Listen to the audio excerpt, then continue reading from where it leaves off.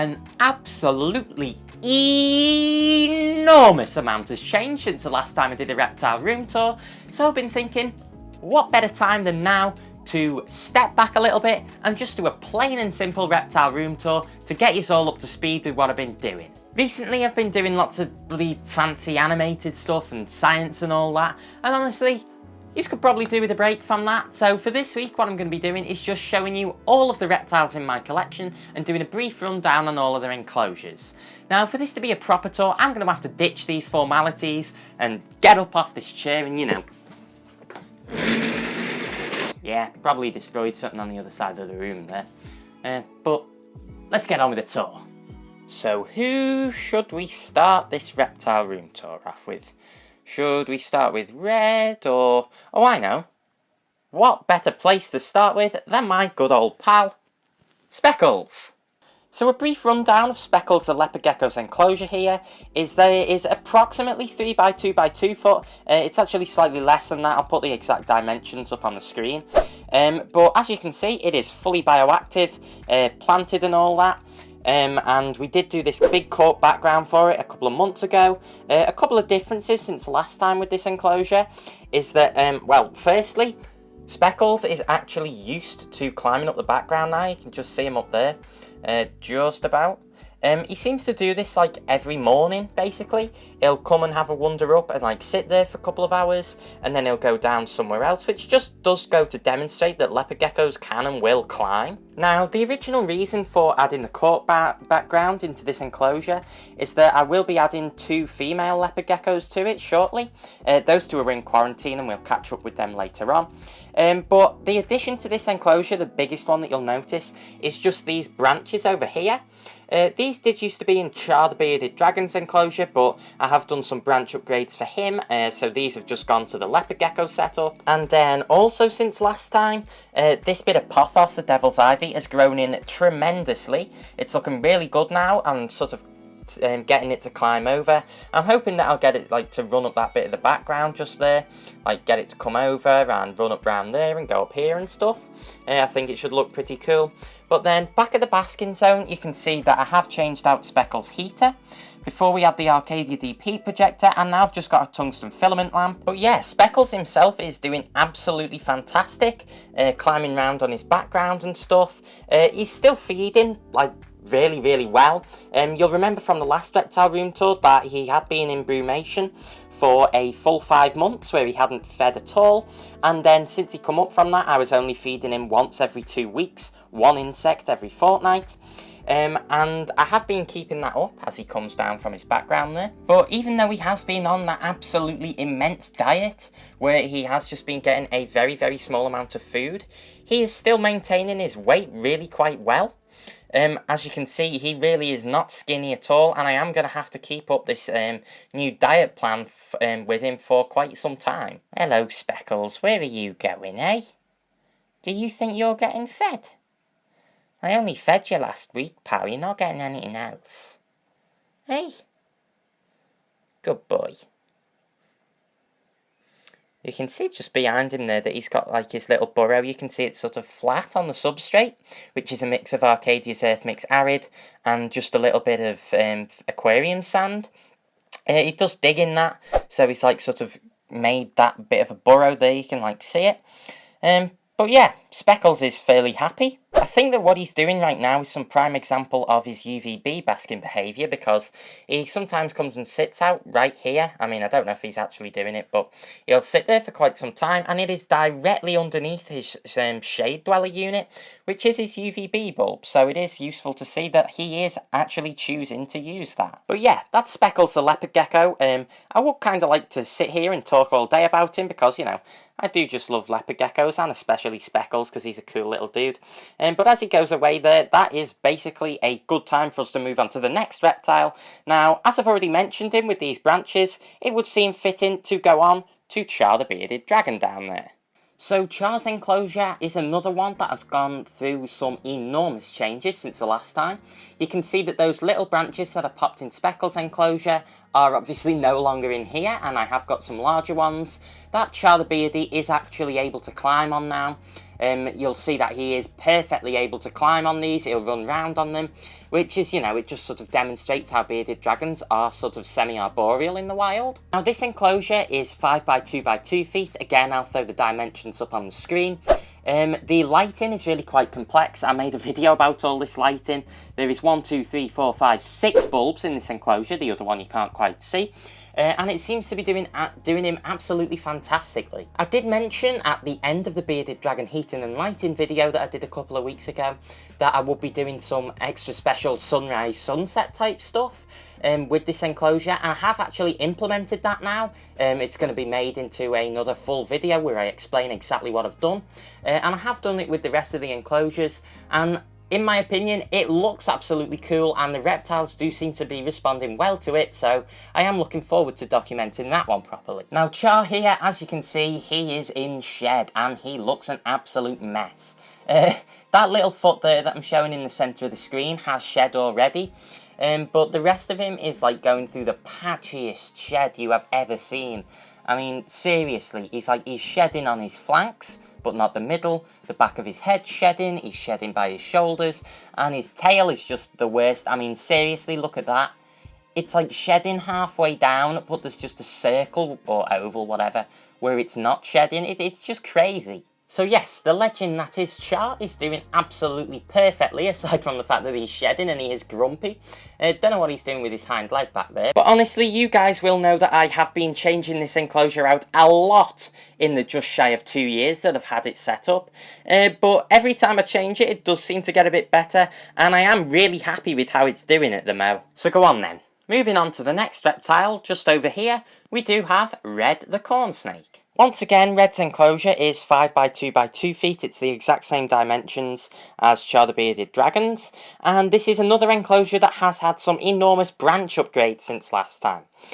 So this one, you can see I do have all of the enormous big branches coming down for the corn snake to climb on, and I've also got these vertical branches all the way through the enclosure, which do look nice and also serve the function of keeping this vivarium propped up properly against the weight of Speckles the leopard geckos up there. Like the rest of my animals, well, me reptiles anyway, Red does have ultraviolet B provision, so he has this long 12% T8 bulb up here, alongside his 2 tungsten filament lamps, which are his heating, and he does have a little LED for extra visible light just over there. As you can see though, this enclosure is really quite dingy, so I am thinking of adding some extra LEDs in, and to my other 2 snake setups that I'll show you in a minute, and possibly to Speckles' enclosure as well, just so that things look a little bit brighter. I don't know if we're going to be able to see Red live in this video. If not, I'll just throw up some clips of him and stuff so that you can actually see him, because at the minute he is actually in shed.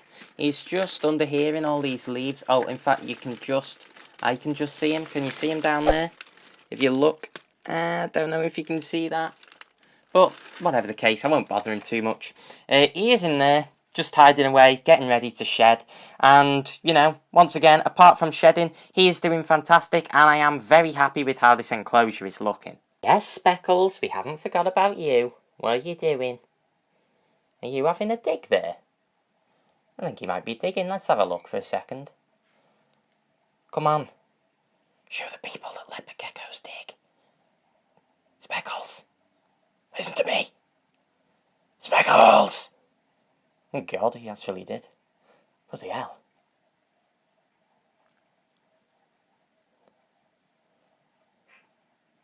Ha! So there you go. Loose substrate is good for leopard geckos, if you keep them properly. Okay, so enough rabbiting on about them 2 galoots. Let's have a look at these instead. So these are the 2 enclosures of my Chinese leopard snakes. They are virtually identical enclosures, apart from like just a little layout inside of them. They're both 3 feet long, 2 feet front to back, and 35 centimeters tall. Again, I'll throw the dimensions up on screen as per usual. Now these guys are absolutely shy. It is so hard to film them.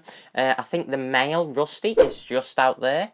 You can just about see him. He'll probably, snake away into his hide in a second, because these are just an immensely shy species of snake. The majority of the time that I see them is just like for 5-second glimpses, and then they completely disappear into their hides. At the moment, I think that Rusty, which is the name of the snake that you're looking at, is just a little bit curious because I've not fed him in 3 weeks, so he is probably quite hungry. Chloe, the snake that lives in the enclosure just below here, she'll be hungry as well, so I will try feeding them in the morning, and if I am successful in getting them to strike, then I will throw those clips up now. Getting either of these two snakes to strike has been a bit of a torturous event because they are just so shy, and for months I have just been drop feeding them, having to leave the food in and hoping that they find it on their own accord. So now that they will actually take food off the tweezers, it is really good because not only do I get to see them, it is just sort of helpful because I am able to assess them and know that they are healthy. These two are still a breeding project, but I decided not to put them together this year, just to make sure that they were going to be fully grown, ready for the next season, and so hopefully I should have more success breeding them. Now, for the build-up for that, you'll notice that just in these corners, I do have some taped out little boxes, little plastic boxes. There is another one back in this corner, excuse the reflections, that you can just about see. And I've got them in here so that hopefully the snake in this enclosure, Chloe, will get used to sleeping in those boxes. And when I want to move her next year into this enclosure up here, then I won't have to go rummaging around through all those leaves and so on, trying to find this tiny little snake just to move it up there. Obviously, there is something missing in this reptile room tour, I am sure you will agree. And that is an enclosure right in this middle bit. Let's pop a light on so that you can see it. Hey, how's this? Oh, hang on. It's off at the wall. One sec. Come on. Yes. So the plan with this reptile room has always been to have a complete full stack. I've finished the bottom layer, obviously, with them 2/5. And I am most of the way with the top layer, apart from this great big gap in the middle. Now, I do know what I want to put in this enclosure that I'm going to be getting already, and it is completely different to any of the other setups I'm going to have in here. So these are all wooden and like either temperate or desert setups, but this one is going to be an equatorial setup with loads of plants in it. So really, I am hoping that the enclosure that goes here will be a bit of a masterpiece. Honestly, I was hoping to have it here already by now, but it has taken a little bit longer than that. So hopefully by the time we do the next reptile room tour... Speckles,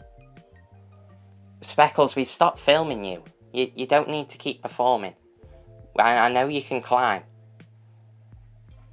We know. I've shown them this already.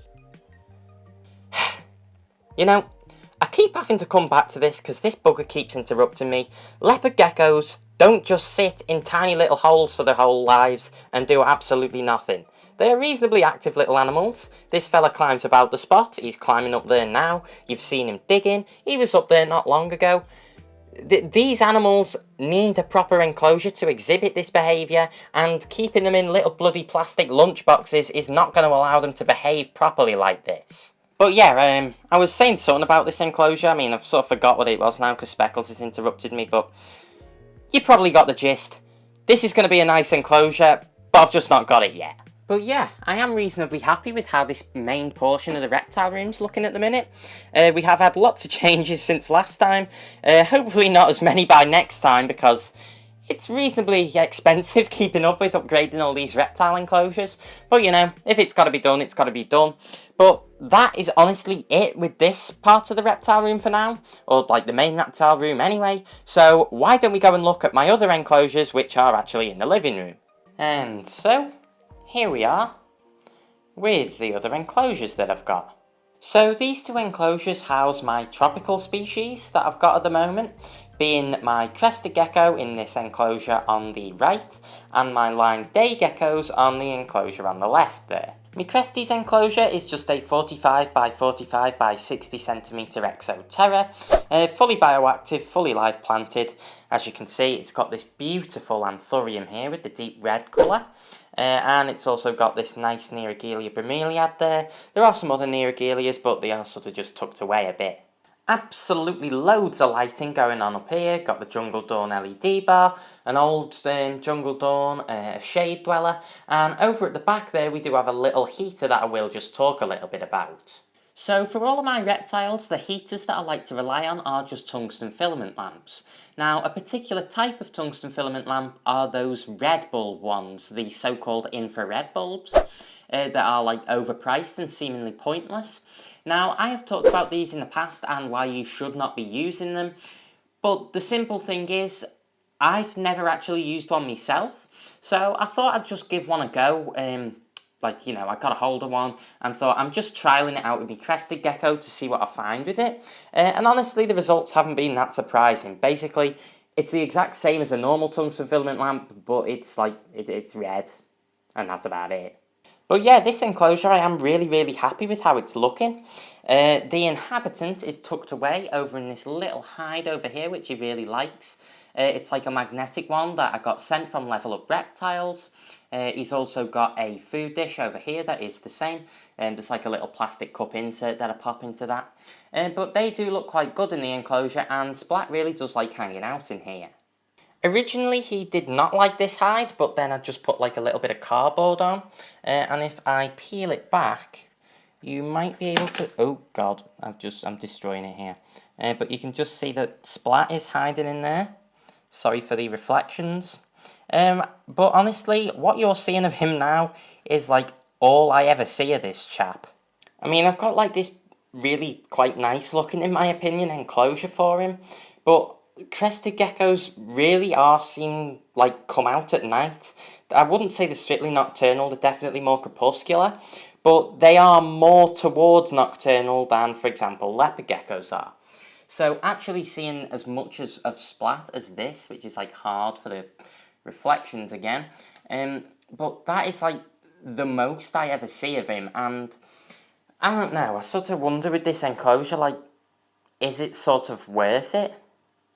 You know, I think there are lots of different species that could do well in this enclosure and would be active at a time that I would actually see them. So, I don't know. I've kept Splat for years. I've raised him since he was 2 grams. He is the second oldest reptile in my collection. And so the idea of rehoming him is like... It exists in my head because I am not like a late nighter. I go to bed quite early, and so like the most I ever see of him is when I am irritating him like this, and then occasionally when I feed him. So I do just sort of wonder, like, should I rehome him and put something that would suit me better in this enclosure? But then on the other side of that, as much as I don't see him, I do very much care about this little animal, and if he went to a home where he then wasn't cared for as well as he is here, I don't know, it's a big decision. So without going on about Splat and all that for any much longer, let's take a look at the line day gecko enclosure. So the line day gecko enclosure, I can't remember the dimensions, so I will just have to pop them up on screen, but it is even more heavily planted than the Crested gecko enclosure I've got just there. And I am really quite liking how this looks. It's got the lovely baby's tears carpet. There's a funny story about how I got hold of this baby's tears, which I did share on my Instagram. But then apart from that, we do have some nice Magravia, or Magravia, or however you want to say it, growing up here. We got the oak leaf creeping fig growing round, bromeliads, pilea, even got a spathiphyllum wedged in there. But of course, what you guys want to see is the geckos. I'm actually somewhat amazed that one of the geckos is out while I'm talking like this, because of late these guys have been absolutely shy. They never used to be shy, they used to be bouncing around and jumping on the glass and really quite friendly. But I did do some lighting upgrades for them a couple of months ago, so you can see I've got like quite a elaborate rig of lighting up here. But when I was putting that on, it seemed to just frighten the geckos, and since then, all 3 of them have been really quite shy of me. So these line day geckos I do have 3 of, as I mentioned. I've got 1 male and 2 females. The boldest one is the one that you were looking at right now. Her name is Orchid. And originally I did get a pair of these, and I thought that Orchid was the male in the pair, but then it turned out I had 2 females, so Liana, which was the original female, she was still a female, and then this gecko turned out to be a female as well, so then I did actually get another one which is called Andro, and he is the actual genuine male this time. I've been trying to tongue feed the geckos for quite a couple of weeks now, just to get them more and more used to me, and it does seem to be working slowly. So Orchid, who is up on that branch still, she is definitely getting used to the tongue feeding, and obviously the fact that she is out now while I am talking quite loud does just go to demonstrate that she is taming up quite nicely. Liana, the other female, is sort of getting there. Andro, the male, is not at all. He is completely shy. He bolts. I've only got one bit of footage of him this year, which is really annoying because he looks just so nice. But yeah, there's not really much else to say about these. Honestly, these enclosures, I like them because of how they just look with the plants and stuff. The inhabitants are really shy, so I don't see me crested gecko, and I don't see the line day geckos, but, you know, there's hope for the line day geckos, maybe there's hope for Splat. But whatever the case, that's about it for these two. The last pair of reptiles I've got are just in quarantine, so this is like a really crap looking setup to the rest of them. So these are my two female leopard geckos, Dotty and Pepper, Dotty being a hypo max snow and Pepper being just a bog standard max snow. Now these two females have been living together in here for 4 months or something now. And they are doing absolutely fine. They will be joining Speckles in the main leopard gecko enclosure in my main reptile room shortly. I just want to make sure now that they are a good size to where big boy Speckles is not going to hurt them if they decide to have a little bit of a scrap or anything like that. These girls are really, really personable. They like to come out, they like come and scratch at doors. I have got a little bit of footage that I put in a video about reptile intelligence a couple of months ago. Just to demonstrate how intelligent these little animals are. So you can see that they are doing really well. They have been growing, they have been feeding. The lighting in this setup, I do have the tungsten filament lamp heater, a little LED there just for some visible light, and I do have 2 compact UVB bulbs just to provide them with those UVB wavelengths. Looks like Pepper's looking at the exit for that hide, so maybe she'll come out here. But honestly, this setup, there's not really anything to talk about because it's just the same. These two girls are basically just in limbo until I can get them into the bigger leopard gecko enclosure, and hopefully it should be interesting seeing all 3 of them interact with each other. I suppose I had ought to give the disclaimer that keeping leopard geckos together is not something that I would recommend for the beginner. I've been keeping leopard geckos for 6 years, and so I do sort of recognise the signs of stress and, you know, different things like that, poor health. I am okay at recognising those things now. But again, for the newcomer, it's not something I would recommend because there is quite a lot to lose if it goes badly. But saying that though, these two have been getting on like a house on fire, and I am seriously just excited to seeing how Speckles gets on with them in the main enclosure. But with that guys, I honestly think that we are coming to the end of this reptile room tour.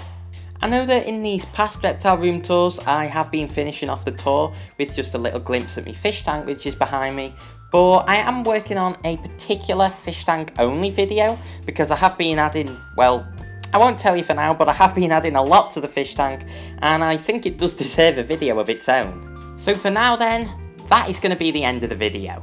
I hope that you have enjoyed this reptile room tour. I know that it's been a lot more casual than lots of my other videos, so you know, you're not on a tripod right now or anything, and you know, I don't know if it's going to end up looking as good or as fancy, but for these reptile room tours, I don't see the point in like sitting there and all that editing stuff, because a tour is a tour, it's not like some fancy guide, is it? So anyway, do let me know what you think about that format, but for now, this is the end of the video. If you did enjoy it, then please subscribe to the channel, because I've been JTB Reptiles teaching you how to follow nature's example, and I will see us all in the next one. Bye guys!